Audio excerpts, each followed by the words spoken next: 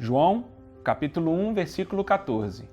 O Verbo se fez carne e habitou entre nós, cheio de graça e cheio de verdade.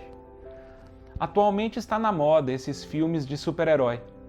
Certa vez, saindo do cinema, eu e minha esposa ficamos discutindo sobre o ideal de perfeição que o super-homem inspira em todos nós.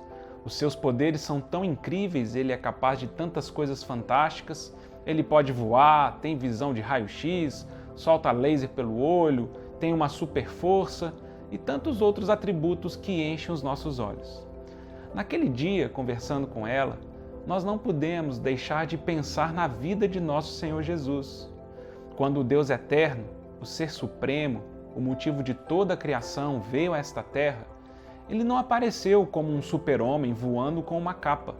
Ele não se apresentou como um alienígena de outro planeta que se difere dos homens. Antes, pelo contrário. Filipenses 2, versículo 7, diz que o Senhor assumiu a forma de servo, tornando-se em semelhança de homens, e foi reconhecido em figura humana. Através dos evangelhos, a Bíblia retrata a fantástica história do maior homem que pisou sobre a terra. Mas ao contrário dos super-heróis criados pela imaginação humana, a Bíblia nos fala de um homem extraordinariamente acessível e comum. O Senhor teve que trabalhar e foi reconhecido pela sua profissão de carpinteiro. O Senhor teve fome, o Senhor teve sede, o Senhor dormia, como qualquer ser humano normal. O Senhor chorou, a Bíblia registra pelo menos 2 vezes que o Senhor chora, com a morte de Lázaro, e também chorou quando chegou em Jerusalém.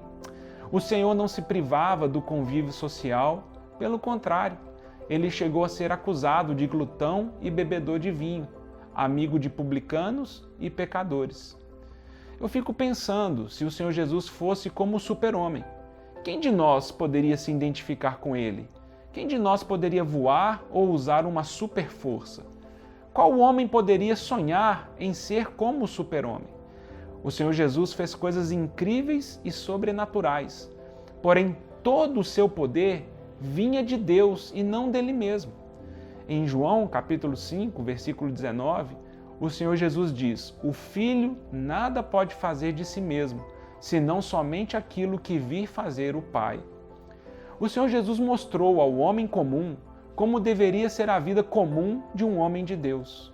A vida do Senhor Jesus não é apenas para ser estudada ou admirada, mas também é uma vida para ser vivida.